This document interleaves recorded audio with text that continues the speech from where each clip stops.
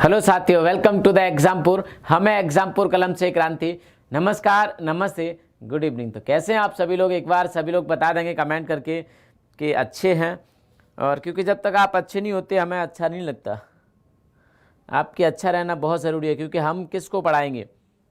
जो अच्छा होगा उसी को तो पढ़ाएंगे। जो अच्छा ही नहीं होगा, किसी दिक्कतों में फंसा होगा, किसी परेशानी में फंसा होगा, उसको तो नहीं पढ़ाएंगे ना। तो आप सभी लोगों का अच्छा रहना बहुत ज़रूरी होता है और बहुत ज़रूरी है भी, क्योंकि एग्ज़ाम तो आपने अच्छे रह के ही देना है। कंपटीशन की तैयारी कर रहे हैं, इसमें बहुत ज़रूरी होता है कि आप 24 घंटे फोकस करें, सिर्फ सोएं और उसके बाद फोकस करें अपनी पढ़ाई पर, तभी कंपटीशन आप निकाल पाते हैं, आप एग्ज़ाम को क्वालिफाई कर पाते हैं। तो कैसे हैं आप सभी लोग एक बार बता देंगे। आज हम लोग दो चीज़ें करेंगे। क्या करेंगे? आज हम लोग दो चीज़ें करेंगे। पहले मेरी बात सुनो। पहले जो हमारे बचा हुआ जो हमारा पार्ट है हम उसको कंप्लीट करेंगे और उसके बाद मैं आपको क्वेश्चंस दिखाऊंगा। मैंने कहा था कि क्वेश्चंस कैसे आते हैं, क्वेश्चंस मैं दिखाऊंगा। मैंने कुछ रैंडमली क्वेश्चन लिए पिछले एग्जाम के, और पिछले एग्जाम में इस चैप्टर से कैसे कैसे प्रश्न आए हैं, वो चाहे यूपी पीसीएस की बात हो, वो चाहे यूपी SSC की बात हो, चाहे आपका यूपी पुलिस की बात हो, मैं सभी क्वेश्चन आपको दिखाने की कोशिश करूंगा। सभी क्वेश्चन आपको दिखाने की कोशिश करूंगा कि कैसे कैसे क्वेश्चन आपसे पूछे जाते हैं। तो एक बार सभी लोग क्लास को शेयर कर दो। और डबल पैकेज आज आपको मिलने वाला है।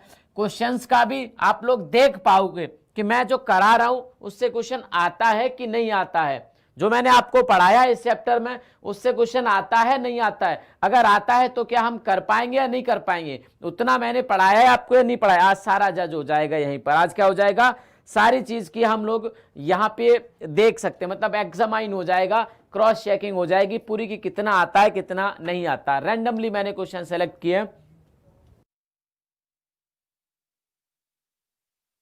चलेगा तो अब मैं शुरुआत करता हूं। और मोतीलाल नेहरू के बारे में हम लोग थोड़ा बहुत जानते हैं।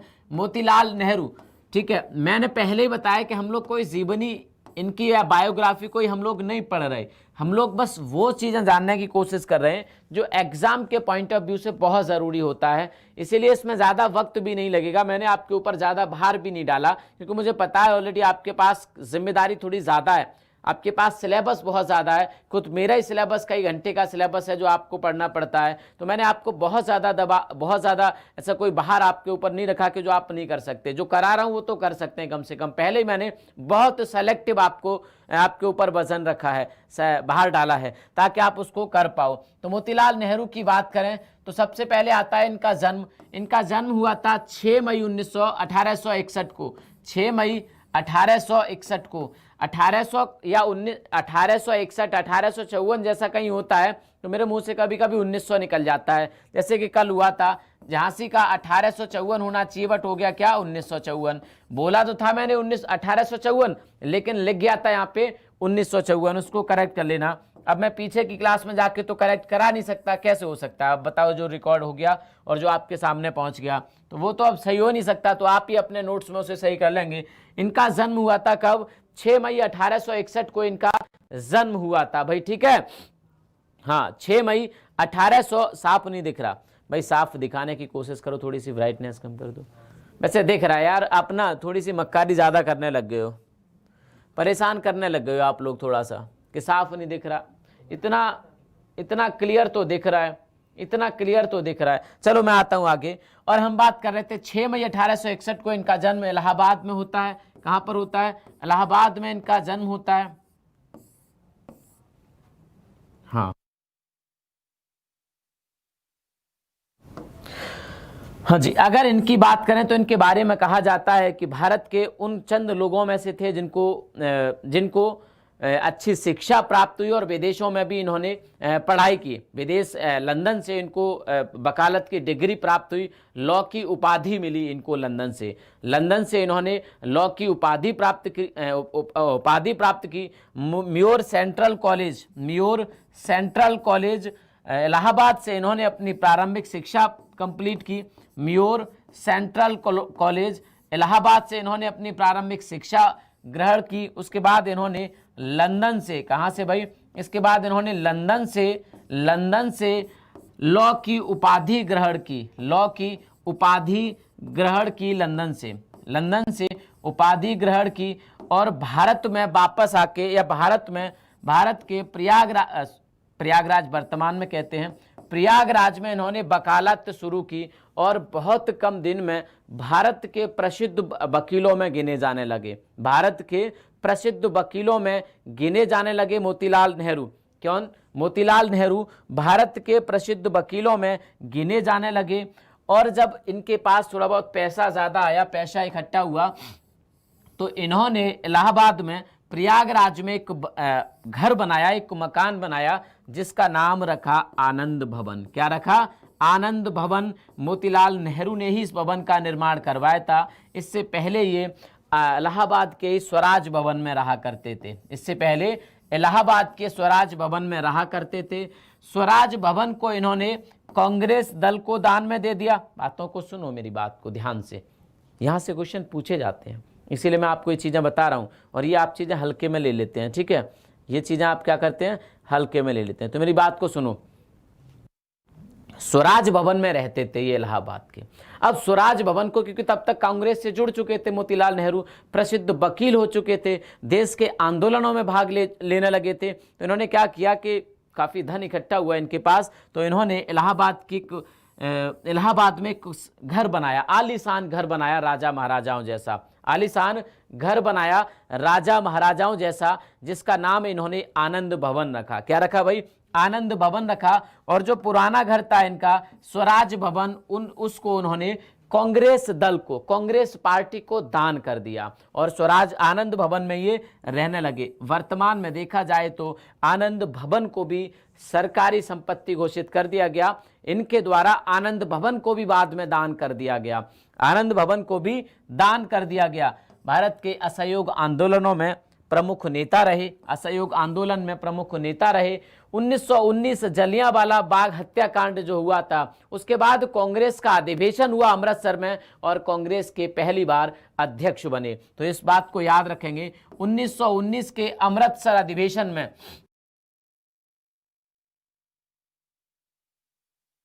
1919 के अमृतसर अधिवेशन में कांग्रेस के अध्यक्ष चुने गए। कांग्रेस के अध्यक्ष चुने गए 1919 में। कांग्रेस के क्या चुने गए भाई? कांग्रेस के अध्यक्ष चुने गए 1919 में, अध्यक्ष चुने गए। होता क्या है कि 1920 अगस्त 1920 में देश में असहयोग आंदोलन शुरू हो जाता है। देश में असहयोग आंदोलन शुरू हो जाता है अगस्त 1920 में।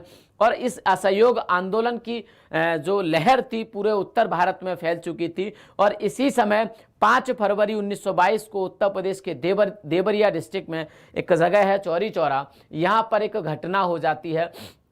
इसमें इस चौरी चौरा में क्या कर दिया जाता है कि कुछ एक थाना होता है, पुलिस स्टेशन होता है, यहाँ पर सिपाहियों को और उसके थानाध्यक्ष को, लगभग 22-23 के आसपास लोग थे, इन 22-23 लोगों को उस थाने में बंद करके आग लगा दी जाती है और उनको मार दिया जाता है। इस घटना से दुखी हुए महात्मा गांधी इस घटना से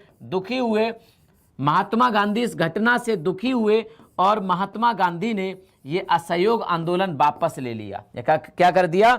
असहयोग आंदोलन वापस ले लिया गया। इसी समय असहयोग आंदोलन वापस ले लिया गया और इससे दुखी हुए कांग्रेस के अन्य नेता के गांधी जी ने, अब उन्होंने सोचा कि अब तो चोट सही ठिकाने पे लगी थी, अब तो अंग्रेज परेशान होते, और जैसे ही अंग्रेजों ने परेशान होना शुरू किया, उन पे दबाव बनना शुरू हुआ, आपने असहयोग आंदोलन वापस ले लिया। इनसे निराश हो गए CR दास अर्थात चित्तरंजन दास और मोतीलाल नेहरू। तो मोतीलाल नेहरू और CR दास ने 1923 में एक अलग पार्टी बना ली, कांग्रेस से अलग जाके एक नई पार्टी बना ली, स्वराज पार्टी। क्वेश्चन बार बार आता है, स्वराज पार्टी की स्थापना किसने की? तो मोतीलाल नेहरू और CR दास ने इस पार्टी की, चित्तरंजन दास ने इस पार्टी की क्या किया? स्थापना की 1923 में, कांग्रेस से अलग होके। हालांकि बाद में कांग्रेस में वापसी की और 1928 में 1928 में फिर से कांग्रेस के कलकत्ता अधिवेशन के अध्यक्ष बने। कलकत्ता अधिवेशन के अध्यक्ष बने 1928 में। 1928 में लॉर्ड लॉर्ड लिनलिथगो के चुनौती पर नेहरू रिपोर्ट तैयार करी और नेहरू रिपोर्ट के मुखिया थे। नेहरू जो समिति बनाई थी इन्होंने 10 सदस्यीय समिति जो नेहरू समिति बनाई उसके मुखिया थे आपके कौन, मोतीलाल नेहरू। तो कलकत्ता अधिवेशन के अध्यक्ष रहे, 2 बार कांग्रेस के अध्यक्ष बने, 1919 के और 1928 के। 1923 में पार्टी की स्थापना करी जिसका नाम था क्या, स्वराज पार्टी। क्या नाम था, स्वराज पार्टी। 6 फरवरी 1930 को इनका निधन हो जाता है। क्या हो जाता है, 6 फरवरी 1930 को निधन हो जाता है। और निधन होते समय इन्होंने कहा, एक स्टेटमेंट दिया जो काफी फेमस है। इन्होंने कहा कि मैं स्वाधीन भारत में मरना चाहता था। इन्होंने क्या कहा, मैं स्वाधीन भारत में मरना चाहता था और मेरी इच्छा पूर्ण न हो सकी। ये कहा था इन्होंने। क्या कहा इन्होंने, अगर ये पूछा जाए कि किसका कथन है या ये किसने कहा, मैं स्वाधीन भारत में मरना चाहता था, अर्थात स्वाधीन का मतलब होता है आज़ाद भारत में, मतलब अपने अधीन भारत में। स्वाधीन भारत में मरना चाहता था, मेरी इच्छा पूर्ण नहीं हो सकी। ये कहा था मोतीलाल नेहरू ने। एक बात मुझे समझ नहीं आ रही है, हाँ 6 फरवरी को, कि आप दिन पे दिन कम क्यों होते जा रहे हैं। क्या इसी तरह से आप तैयारी कर पाएंगे, मुझे बताओ, क्या इसी तरह से आप तैयारी कर पाएंगे आप अपने एग्जामिनेशन की। सर क्लास नहीं चल रही बी, हाँ क्लास नहीं चल रही, वीओ पे एक बार देख लेते हैं, ठीक है। बोला तो था मैंने, एक बार मैं देख लेता हूँ।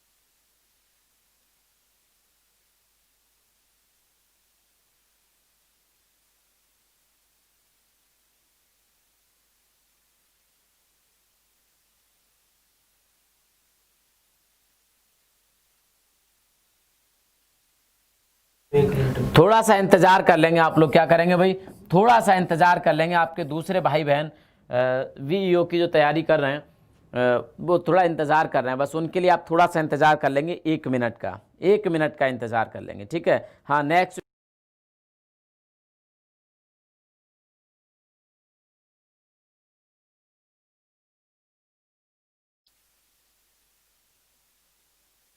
चलेगा। अब दोनों जगह क्लास आपकी स्टार्ट हो चुकी है, बहुत बहुत धन्यवाद कि आपने, हाँ क्लास हो चुकी है, ठीक है, हाँ कि आपने इतना धैर्य रखा और यहाँ तक पहुँचे। चलिएगा आगे मैं बात करता हूँ इनके सुपुत्र की, जवाहरलाल नेहरू जी की। किसकी बात करता हूँ, जवाहरलाल नेहरू की। जवाहरलाल नेहरू जी की मैं बात करूँ, किसकी बात करूँ, जवाहरलाल नेहरू की अगर मैं बात करूँ तो जवाहरलाल नेहरू जी का जन्म हुआ था 14 नवंबर। आपको पता होगा कि इनके जन्म को हम लोग बाल दिवस के रूप में मनाते हैं, इनके जन्म को हम लोग बाल दिवस के रूप में मनाते हैं। तो इनका जन्म हुआ था 14 नवंबर 1889, 14 नवंबर 1889 को इनका जन्म इलाहाबाद में हुआ था, वर्तमान प्रयागराज।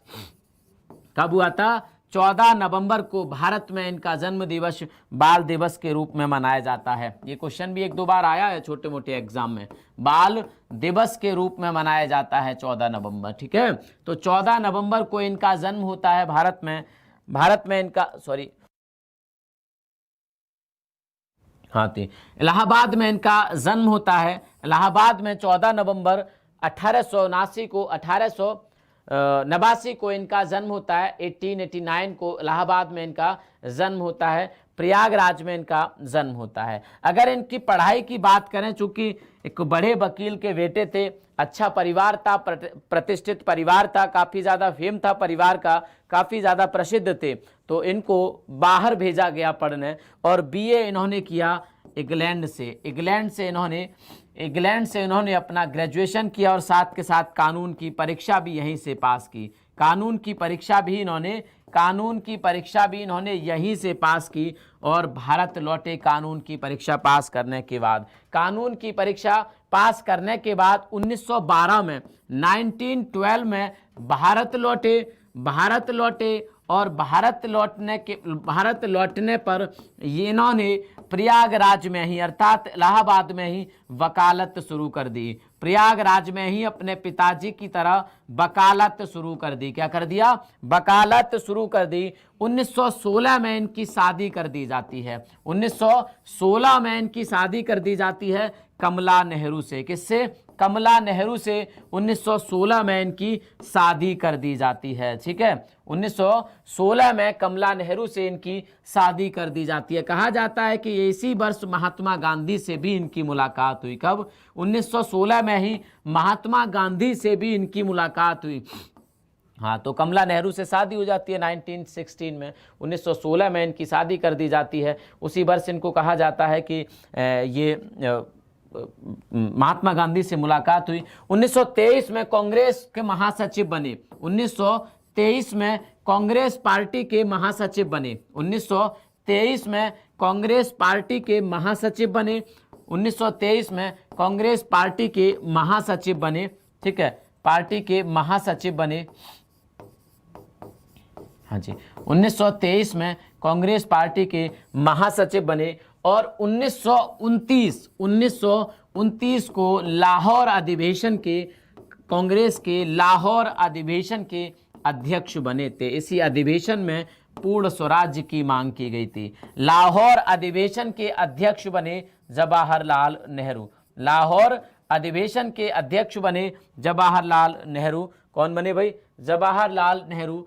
1929 लाहौर अधिवेशन के अध्यक्ष बने। ठीक है,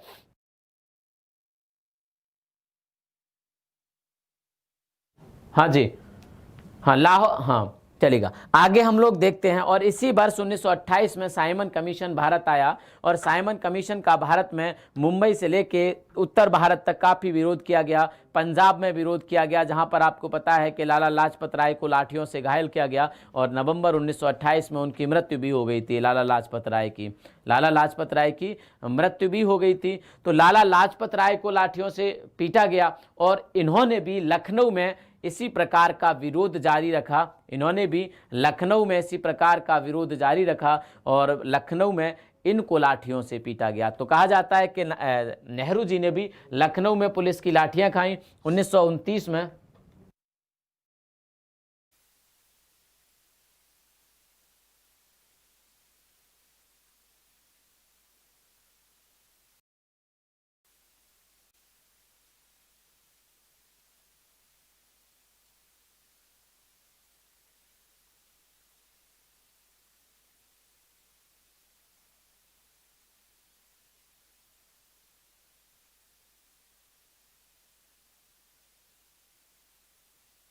तो क्लास अब मुझे लगता है शुरू हो गई होगी विधिवत रूप से। कोई दिक्कत अब नहीं हो रही है, कोई दिक्कत अब नहीं हो रही होगी। जो भी दिक्कत हो रही थी खत्म हो गई सारी। अब आओ हमारे साथ जुड़ जाओ। तो 1929 में लाहौर अधिवेशन के अध्यक्ष बनते हैं। 1928 में पुलिस की लाठियां खाते हैं। 1946 में इनके नेतृत्व में 1946 में इन्हीं के नेतृत्व में देश में अंतरिम सरकार गठन किए गए। अंतरिम सरकार का एंटरिम गवर्नमेंट का गठन किया गया। सरकार के उपाध्यक्ष बनते हैं लॉर्ड वेबेल, इस सरकार के अध्यक्ष बनते हैं। तो 1946 में इस अंतरिम सरकार का गठन किया गया और उसके उपाध्यक्ष बने जवाहरलाल नेहरू। 1947 में देश के प्रधानमंत्री बने। 1947 में देश के प्रधानमंत्री बने जवाहरलाल नेहरू और 1955 में इनको भारत रत्न दिया गया। 1955 में इनको भारत रत्न दिया गया। 1954 में शुरू हुआ था, 55 में इनको दिया गया। 1955 में इनको भारत रत्न दिया गया।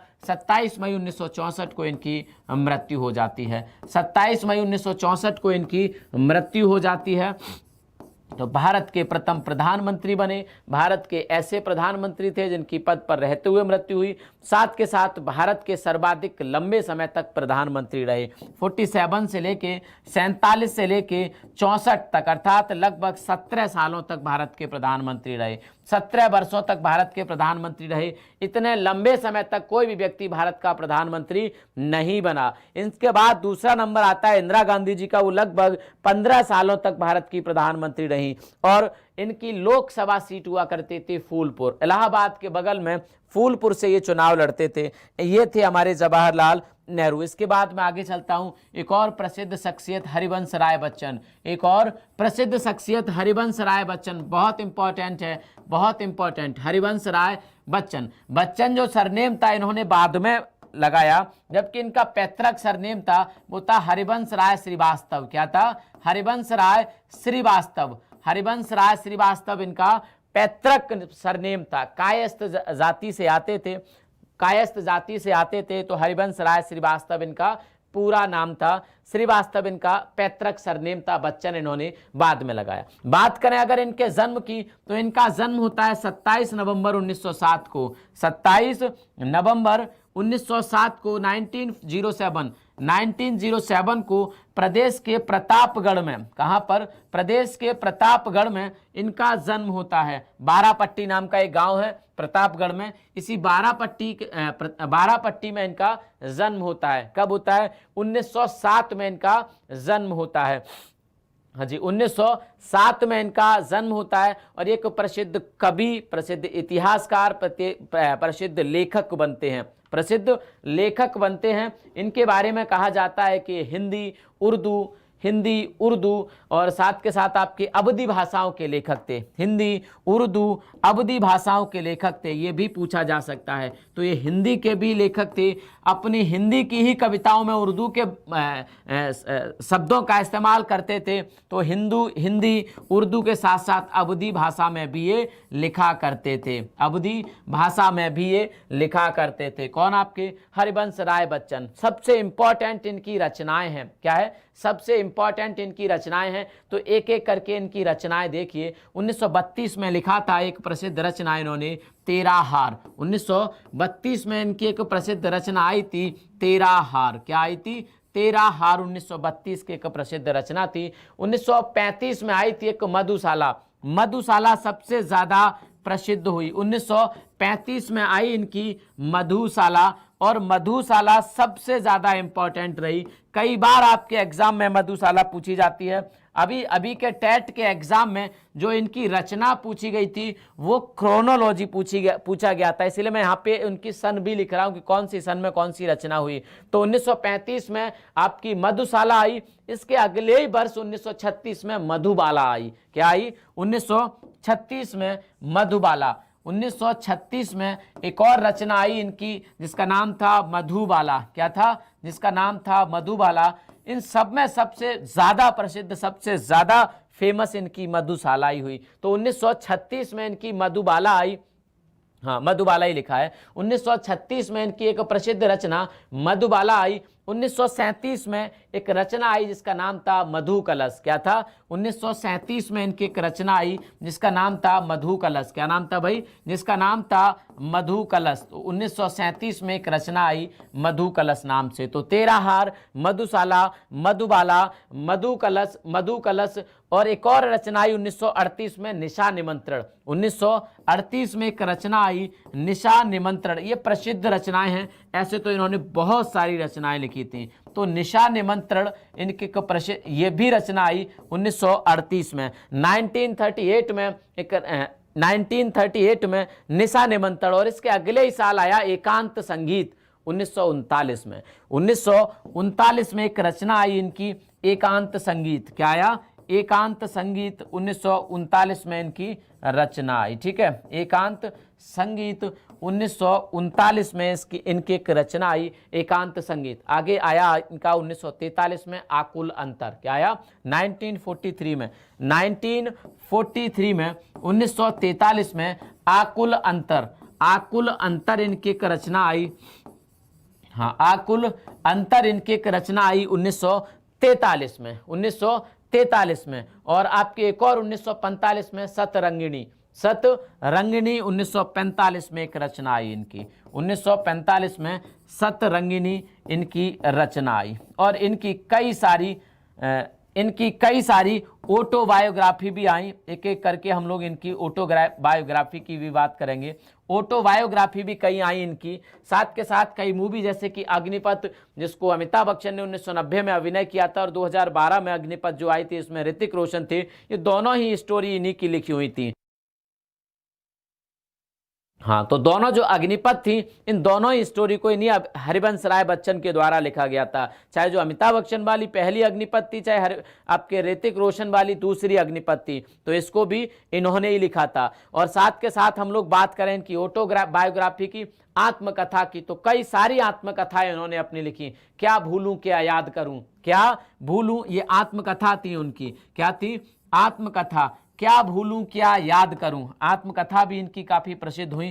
क्या भूलूं क्या याद करूं, क्या भूलूं क्या याद करूं। अगर पूछा जाए कि ये किसकी आत्मकथा है, तो हरिवंश राय बच्चन की। क्या भूलूं क्या याद करूं, क्या भूलूं क्या याद करूं, तो ये भी ऐसे भी पूछा जाता है। आगे दूसरा थी नीड़ का निर्माण फिर। क्या थी? नीड़ का निर्माण फिर। नीड़ का निर्माण फिर इनकी आत्मकथा थी। नीड़ का निर्माण फिर, जिस कविता में इन्होंने अपने बारे में बताया था, और जिस कविता में, जिस लेख में कवि अपने बारे में बताता है, अपने जीवन के बारे में बताता है, हम उसको आत्मकथा कह सकते हैं। ठीक है, हम उसको आत्मकथा या ऑटोबायोग्राफी कह सकते हैं। तो नीड़ का निर्माण फिर। एक और थी इनकी बसेरे से दूर। क्या थी? बसेरे से दूर।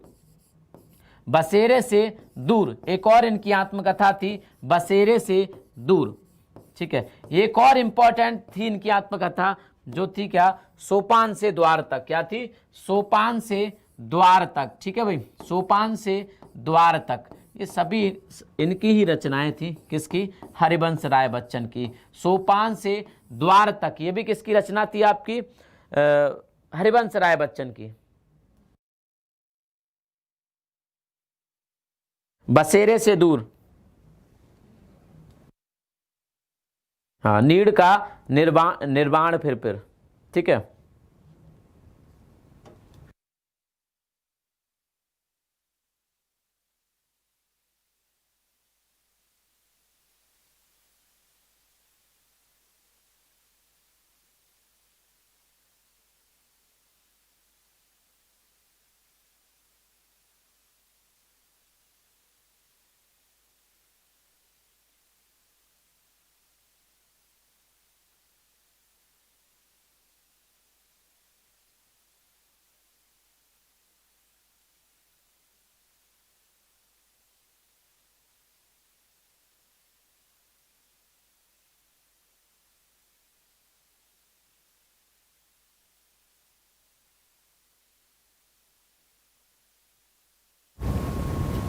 हाँ, 1976 में इनको पद्म विभूषण दिया गया। 1976 से लेके 72 तक इनको पद्म, आवाज़ आ रही है, अभी मैं अनम्यूट करना भूल गया था। तो 1976 में इनको पद्म विभूषण दिया गया था, और 1966 से लेके 1972 तक इनको राज्यसभा सांसद भी बनाया गया था। आवाज़ आ रही होगी, कब से नहीं आ रही भाई? आवाज़ अब तो आ रही होगी ना? अरे अब आ रही है, आगे आ रही होगी आवाज़ भाई। ठीक है, चलिए, आवाज आ रही होगी। चलिए, आवाज आ रही होगी। हाँ, तो एक बार मैं बता दूं, ये सब ये इंपॉर्टेंट है। ठीक है, तेरा हार मधुशाला बहुत इंपॉर्टेंट। 1935 में मधुबाला, मधु कलश, निशा निमंत्रण, एकांत संगीत, निशा निमंत्रण, एकांत संगीत, आकुल अंतर, सतरंगिनी। और आपकी अगर मैं बात करूं आत्मकथाओं की, तो इसमें क्या भूलूं क्या याद करूं, नीड़ का निर्माण फिर, बसेरे से दूर, और आगे है सोपान से। इसको एक बार करेक्ट कर लेंगे, इसको ये गलत, हाँ, इसको एक बार करेक्ट कर लेंगे। 10 द्वार से सोपान तक होगा, यहाँ पे क्या होगा? 10 द्वार से सोपान तक। ठीक है, इसको करेक्ट कर लेंगे, सॉरी, 10 द्वार से सोपान तक। ठीक है भाई, 10 द्वार से सोपान तक, 10 द्वार से सोपान तक। उसके बाद हम लोग आगे चलें तो 1976 में इनको पद्म विभूषण दिया गया। 1976 में इनको पद्म विभूषण दिया गया। 1966 में इनको भारत की संसद के उच्च सदन का इनको सांसद बनाया गया। उच्च सदन का इनको सांसद बनाया गया, जो कि 1972 तक रहे। क्योंकि आपको पता होगा जो राज्यसभा के सदस्य होते हैं उनका कार्यकाल 6 वर्ष का होता है। उनका कार्यकाल 6 वर्ष का होता है। हाँ, उसको करेक्ट कर लेना। 10 द्वार से सोपान तक है वो। ठीक है, ठीक है भाई, 10 द्वार से सोपान तक है वो गलती से लिख गया था वहां पे, तो 10 द्वार से सोपान तक है, उसको आप लोग करेक्ट कर लेंगे। ठीक है, आगे चलता हूं मैं। और आगे इंपॉर्टेंट एक और लेखक है हमारे पास, मुंशी प्रेमचंद। क्या है? मुंशी प्रेमचंद एक और लेखक है हमारे पास, मुंशी प्रेमचंद। अगर मुंशी प्रेमचंद की हम लोग बात करें, किसकी बात करें? मुंशी प्रेमचंद की हम लोग बात करें तो मुंशी प्रेमचंद का जो असली नाम था बचपन का, वो हुआ करता था धनपत राय। क्या हुआ करता था? धनपत राय। धनपत राय इनके बचपन का नाम हुआ करता था, मुंशी प्रेमचंद का। धनपत राय इनके बचपन का नाम हुआ करता था। ठीक है, बचपन का नाम इनके धनपत राय हुआ करता था। 1898 मतलब 1898 1898 में इनका जन्म होता है वाराणसी में। कहाँ पर होता है? वाराणसी में इनका जन्म होता है। वाराणसी में इनका जन्म होता है। इन्होंने मैट्रिक की परीक्षा पास की। इन्होंने क्या किया? मैट्रिक की परीक्षा पास की और एक अपने ही आसपास के स्कूल में शिक्षक बन गए। क्या बन गए भाई? अपने ही पास के स्कूल में ये शिक्षक बन गए। कौन? धनपत राय। धनपत राय क्या बन गए? अपने ही पास के स्कूल में शिक्षक बन गए। और उसके बाद इन्होंने अपनी पढ़ाई को जारी रखा। बीए जैसे ही किया इन्होंने, बैचलर ऑफ आर्ट किया। बीए जैसे ही इन्होंने पास आउट हुए बीए के, और उसके बाद ये शिक्षा विभाग में इंस्पेक्टर बन गए। क्या बन गए भाई? शिक्षा विभाग में इंस्पेक्टर बन गए। शिक्षा विभाग में इंस्पेक्टर बन गए, निरीक्षक बन गए। क्या बन गए? इंस्पेक्टर का मतलब होता है निरीक्षक। तो निरीक्षक या इंस्पेक्टर बन गए शिक्षा विभाग में। ठीक है भाई, अब इनकी नौकरी लग गई भाई, इंस्पेक्टर हो गए। अब ये कौन? धनपत राय। धनपत राय क्या हो गए? अब इंस्पेक्टर बन गए, सरकारी नौकरी इनकी लग गई। इनका क्या हुआ कि इनका विवाह हुआ और काफी कम उम्र में विवाह हो गया। 15 साल की उम्र में इनका विवाह कर दिया गया। छोटे होते हैं 15 साल के, बहुत बड़े नहीं होते। आपको तो मुझे लगता है कुछ समझ ही नहीं आता होगा 15 साल की उम्र में। तो 15 साल की उम्र में इनका विवाह कर दिया जाता है, लेकिन विवाह असफल रहता है, विवाह चल नहीं पाता। विवाह क्या नहीं होता? चल नहीं पाता। बाद में इन्होंने विधवा विवाह का समर्थन किया और एक महिला थी जिनका बाल विवाह हुआ था और विधवा हो गई थी। जिनका बाल विवाह हुआ था और विधवा हो गई थी, उनके साथ इन्होंने दूसरी शादी कर ली, जिनका नाम था शिवरानी देवी। क्या नाम था? शिवरानी देवी से इन्होंने 1926 में, शिवरानी देवी से इन्होंने 1926 में दूसरा विवाह कर लिया। विधवा विवाह के समर्थक थे, इसीलिए इन्होंने एक विधवा से दोबारा विवाह कर लिया। किससे? शिवरानी देवी से। बाद में इनकी पत्नी कौन बनती हैं? शिवरानी देवी, जो कि इनकी दूसरी शादी थी। ठीक है, दूसरी शादी थी, जिससे इनकी 3 संतानें हुई थी। इसमें श्रीपत राय, अमृत राय और कमला देवी। 3 संतान है, श्रीपत राय, अमृत राय और कमला देवी। एक बेटी थी, 2 बेटे थे धनपत राय के। ठीक है, इन्होंने लिखना शुरू किया। शुरुआत में उर्दू में भी इन्होंने लिखा था और लिखते थे ये नवाब राय के नाम से। किसके नाम से? ये भी बहुत इंपॉर्टेंट जानकारी दे रहा हूं मैं आपको। ये शुरुआत में लिखते थे नवाब राय के नाम से। नवाब राय के नाम से जब लिखते थे, इतनी ज्यादा प्रसिद्धि इनको नहीं मिली। इनके एक मित्र हुआ करते थे, इनके मित्र ने इनको कहा कि आप अपना नाम चेंज करिए, अपना नाम चेंज करके अपना मुंशी प्रेमचंद लिखिए, नाम चेंज करके मुंशी प्रेमचंद रखिए, और उस नाम से आप अपने लेखों को, आप अपने उपन्यासों को, आप अपनी कहानियों को लिखिए। इन्होंने वैसा ही किया और अब नवाब राय से धनपत राय हमारे बन चुके थे मुंशी प्रेमचंद। क्या बन चुके थे भाई? मुंशी प्रेमचंद बन चुके थे। और मुंशी प्रेमचंद ने फिर पीछे मुड़ के नहीं देखा और भारत के प्रसिद्ध लेखक, कहानीकार, उपन्यासकार बन गए। तमाम उपन्यास इन्होंने लिख डाले। क्या लिख डाला? तमाम उपन्यास इन्होंने लिख डाले, तमाम कहानी इन्होंने लिख डाली, जिसमें कई सारी कहानियां बहुत ज़्यादा फेमस हुई। गोदान जिसमें उपन्यास इनका सबसे ज़्यादा फेमस हुआ, कौन सा? गोदान। गोदान की अगर बात करें तो 1936 में लिखा था इन्होंने। गोदान सबसे प्रसिद्ध उपन्यास। गोदान की अगर बात करें तो 1936 में इन्होंने लिखा था। काफ़ी प्रसिद्ध उपन्यास रहा था गोदान। गोदान के साथ साथ गबन भी इनका काफ़ी प्रसिद्ध रहा था, 1931 में लिखा था। सेवा सदन भी काफ़ी प्रसिद्ध रहा, 1918 में लिखा था। सेवा सदन भी काफ़ी प्रसिद्ध रहा, 1918 में लिखा। कर्मभूमि 1920 में लिखा। तो कई सारे, गोदान था, गबन था, ठीक है, गोदान था, गबन था, कर्मभूमि था, ठीक है, कर्मभूमि था, सेवा सदन था, कर्मभूमि था, सेवा सदन था। तमाम उपन्यास इन्होंने लिख दिए। सेवा सदन, तमाम उपन्यास इन्होंने क्या किए? जो आपके धनपत राय थे, पहले नवाब राय बने और नवाब राय से बन चुके थे मुंशी प्रेमचंद। नमक के दरोगा के साथ साथ एक है ईदगाह, आपने पढ़ी होगी, मुझे लगता है छोटी क्लास में आपका एक चैप्टर हुआ करता था। नमक का दरोगा भी हुआ करता था, ईदगाह भी हुआ करता था। एक होती थी पंच परमेश्वर। क्या होती थी? पंच परमेश्वर कहानी इनकी बहुत, परमेश्वर। कफन हुआ करती थी इनकी कहानी, ठीक है, कफन हुआ करती थी।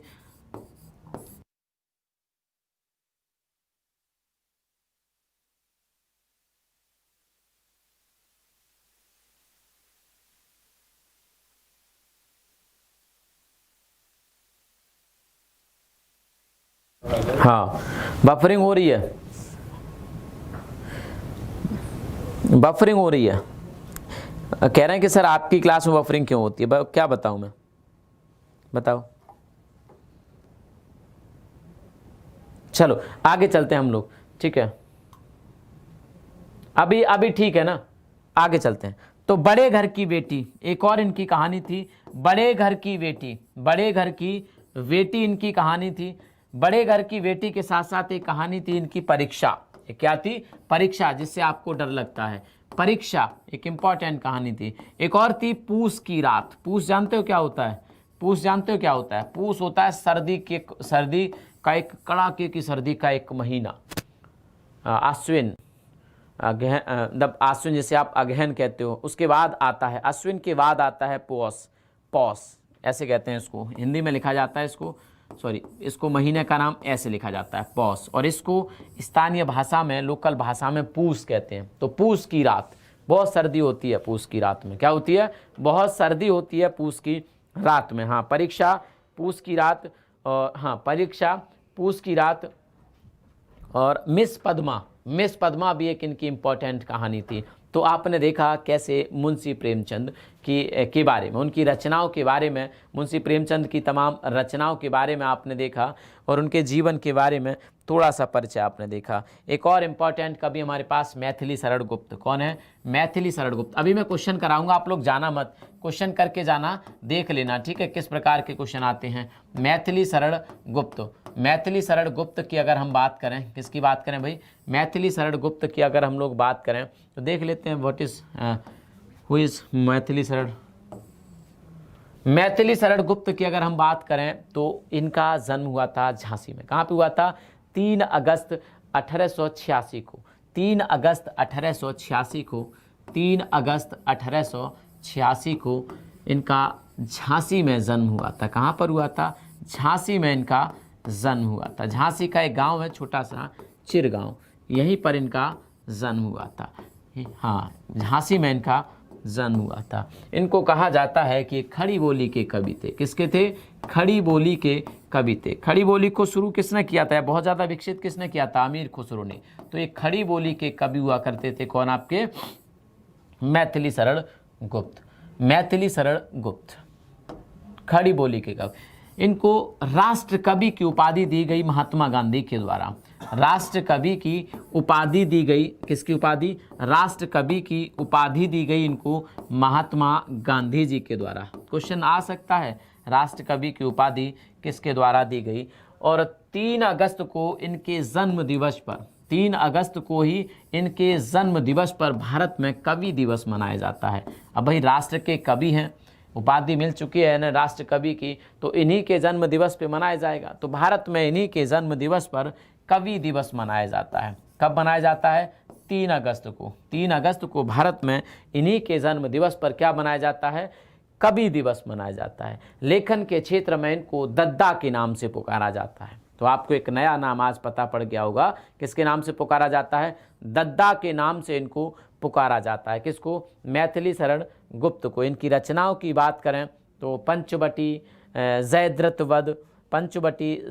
वध, साकेत, अश्वमेघ, ये सभी क्या थे? इनकी रचनाएं हैं। इनकी अगर मृत्यु की बात करें तो 12 दिसंबर 1964, मृत्यु इनकी 12 दिसंबर 1964, 1964 को इनकी मृत्यु हो जाती है दिल्ली में। तो ये थे आपके मैथिली शरण गुप्त। अब एक एक करके मैं क्वेश्चन लगवाना शुरू करता हूँ। क्वेश्चन सभी लोग पढ़ के जाएंगे, सभी लोग क्वेश्चन देखेंगे क्योंकि क्वेश्चन बहुत इंपॉर्टेंट है। ठीक है, तो पहला क्वेश्चन है आपके एग्जाम में, अमीर खुसरो ने, जो जितना मैंने कराया उन सभी से हाँ वही क्वेश्चन आए। अब आप खुद देखेंगे मैं क्या बताऊँ। ठीक है, अमीर खुसरो ने किसके विकास में अग्रगामी भूमिका निभाई? ब्रजभाषा, आप जल्दी से जवाब दीजिए। ब्रजभाषा, अवधि, सर बफरिंग हो रही है शायद, ब्रजभाषा, अवधि, खड़ी बोली या फिर भोजपुरी। और ये आया है यूपीपीसीएस 2000 में। किस में आया है? यूपीपीसीएस 2000 में ये सवाल पूछा गया है। तो ब्रजभाषा, अवधि, खड़ी बोली या फिर भोजपुरी, जल्दी से बताओ।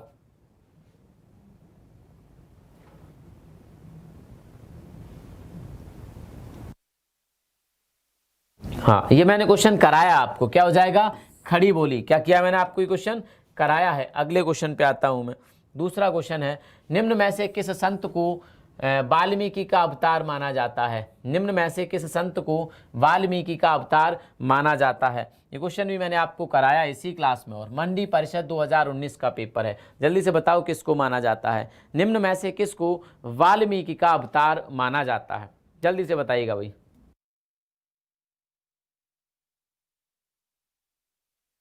निम्न में से किसको वाल्मीकि का अवतार माना जाता है? तो इसको बताओगे अब? बिल्कुल सही, गोस्वामी तुलसीदास को भारत में वाल्मीकि का अवतार माना जाता है, क्योंकि वाल्मीकि ने रामायण की रचना की, तो इन्होंने भी रामचरितमानस की रचना की। ठीक है, अगले क्वेश्चन पे आता हूं मैं। अगला क्वेश्चन देखेंगे, ये भी मैंने आपको कराया था जब मैं वाल्मीकि पढ़ा रहा था आपको। जब मैंने वाल्मीकि पढ़ाया था तो ये भी आपको क्वेश्चन कराया था। मैंने कुछ छोड़ा ही नहीं और रैंडम क्वेश्चन उठाए। मैंने सच बता रहा हूँ, मैंने रैंडम क्वेश्चन उठाए हैं। मुझे पता है कि एग्जाम में क्या पूछता है आपका। अगला आते हैं तीसरे पे। हो सकता है इनमें से एक दो ना कराया हो, लेकिन कोशिश रहेगी कि कराया ही होगा। अमीर खुसरो का जन्म कहाँ पर हुआ था? ये भी कराया। ये यूडीए 2002 में क्वेश्चन पूछा गया है। अमीर खुसरो का जन्म कहाँ पर हुआ था? तो कासगंज में इनका जन्म हुआ था। ठीक है, कासगंज में इनका जन्म हुआ था। यहाँ पे ऑप्शन चेंज किया होगा, क्योंकि 2002 में जब पूछा होगा तो एटा होगा यहाँ पे ऑप्शन। अब वर्तमान में इसका ऑप्शन कासगंज, तो चेंज किया गया है ऑप्शन। ठीक है, चलेगा। तो राइट आंसर क्या होगा यहाँ पे? कासगंज सही जवाब होगा हमारा। ठीक है भाई, कासगंज हमारा क्या होगा? सही जवाब होगा। अगले क्वेश्चन पे आता हूं। हाँ, इसका राइट आंसर होगा ए। तो ये राइट आंसर इसका क्या होगा? ए। अगले क्वेश्चन पे आता हूं मैं। गौतम बुद्ध का जन्म हुआ था। ये पीसीएस 2002 का क्वेश्चन है। पीसीएस 2002 का क्वेश्चन है। गौतम बुद्ध का जन्म कहां पर हुआ था? वैशाली में, कपिलवस्तु में, पाटलिपुत्र में या फिर लुम्बिनी में? तो इसका राइट आंसर क्या होगा भाई? ये भी कराया था ना मैंने आपको। अब बताओ क्या नहीं कराया मैंने कहा 563 ईसा पूर्व में इनका जन्म कहां पे हुआ था?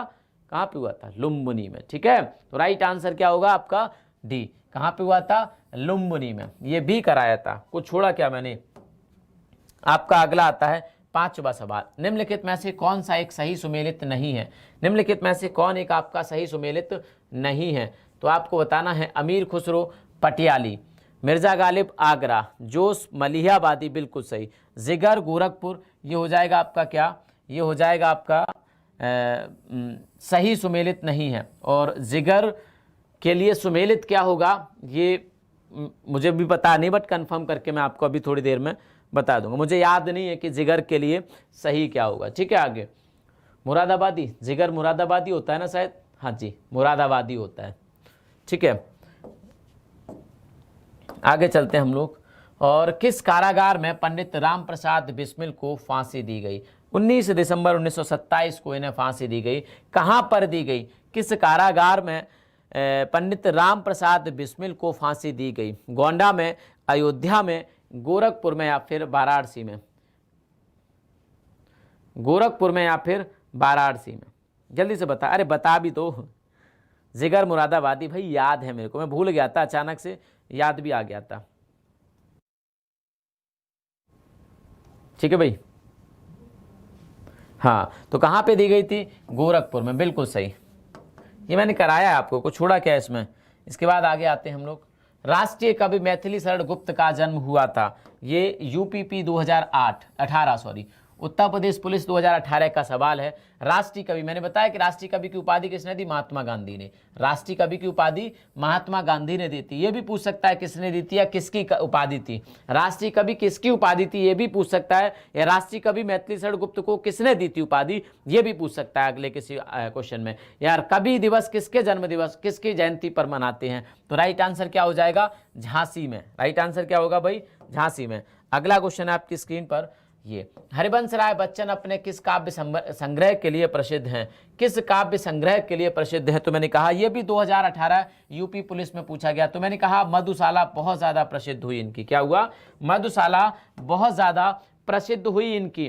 कौन सी भाई? मधुशाला बहुत ज्यादा प्रसिद्ध रचना थी इनकी। आगे चलते हैं हम लोग, ठीक है, आगे चलते हैं। हाँ जी, मधुशाला बहुत ज्यादा प्रसिद्ध रचना थी, ठीक है। हाँ, ये मैंने आपको बताया था, अभी तो आज ही तो कराया है ये सब। मधुशाला, मधु कलश, मधुबाला, सारी तो रचनाएं कराई मैंने आपको, ठीक है। आगे चलता हूं मैं, आगे चलता हूं, और हाँ डी, आगे चलता हूं। आगे देखते हैं कौन सा है। प्रसिद्ध कहानीकार उपन्यासकार धनपत राय को निम्न में से किस नाम से जाना जाता है? यह भी उत्तर प्रदेश पुलिस 2018 का सवाल। धनपत राय ने अपना नाम पहले रखा नवाब राय, और नवाब राय से दोस्त के कहने पर मुंशी प्रेमचंद हो गए। तो क्या हो जाएगा? मुंशी प्रेमचंद को जाना जाता है। धनपत राय को मुंशी प्रेमचंद के नाम से जाना जाता है। धनपत राय इनका ओरिजिनल नेम था, इनका वास्तविक नाम था। दोस्त के कहने पर इन्होंने अपना नाम क्या रख लिया? मुंशी प्रेमचंद। इससे पहले ये नवाब राय हुआ करते थे। अगले क्वेश्चन पे आता हूं, और अगला क्वेश्चन है आपका ये, सूफी कवि अमीर खुसरो का जन्म कब हुआ था? ये क्वेश्चन कर चुके, लेकिन ये पूछा गया उत्तर प्रदेश पुलिस 2019 में, इसी वर्ष 41,000 वाली वैकेंसी में पूछा गया था 2019 में। अब बताओ कोई भी क्वेश्चन ऐसा जो मैंने छोड़ा था यहाँ पे, और ये रैंडमली सेलेक्ट किए गए क्वेश्चन थे, कोई भी छोड़ा हो मैंने यहाँ पे, बताओ। तो राइट आंसर क्या हो जाएगा? एक दो जो रह गया था सही मैच वाला, उसमें शायद एक दो रह गया था, बट डोंट वरी, एग्जाम तक सारा कवर होगा, चाहे वो क्वेश्चन के माध्यम से हो चाहे थ्योरी के माध्यम से हो।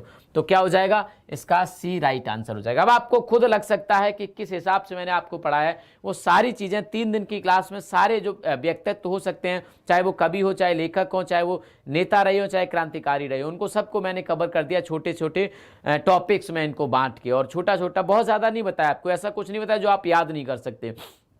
तो आप इनको याद करेंगे और परीक्षा में उम्मीद करेंगे सारा सही करके आएंगे। तो थैंक यू। क्लास को लाइक जरूर करेंगे सभी विद्यार्थी, शेयर करेंगे और सब्सक्राइब करेंगे। और 6:30 बजे विवेक सर की करंट अफेयर को लेना बिल्कुल मत भूला करो, बहुत इंपॉर्टेंट क्लास है करंट अफेयर की। करंट अफेयर के बिना सब सूना सूना हो जाएगा। क्या हो जाएगा? सब सूना सूना हो जाएगा, कोई फायदा नहीं होगा इतनी मेहनत का अगर करंट अफेयर की क्लास। धांसू, विश्लेषणात्मक एनालिसिस खबरों का, यानी कि सिर्फ एक क्वेश्चन बना दिया छोड़ दिया, भाई पूरा एनालिसिस, अगर उसके अगल बगल का, उसके मम्मी पापा का भी नाम पूछ लेगा या सवाल पूछ लेगा तो भी आप कर पाओगे अगर उस क्लास को देखोगे, 6:30 बजे वाली क्लास। तो चलेगा, मिलते हैं 6:30 बजे विवेक सर के साथ मिलोगे आप, ठीक है। तो थैंक यू, जय हिंद, जय भारत, थैंक यू।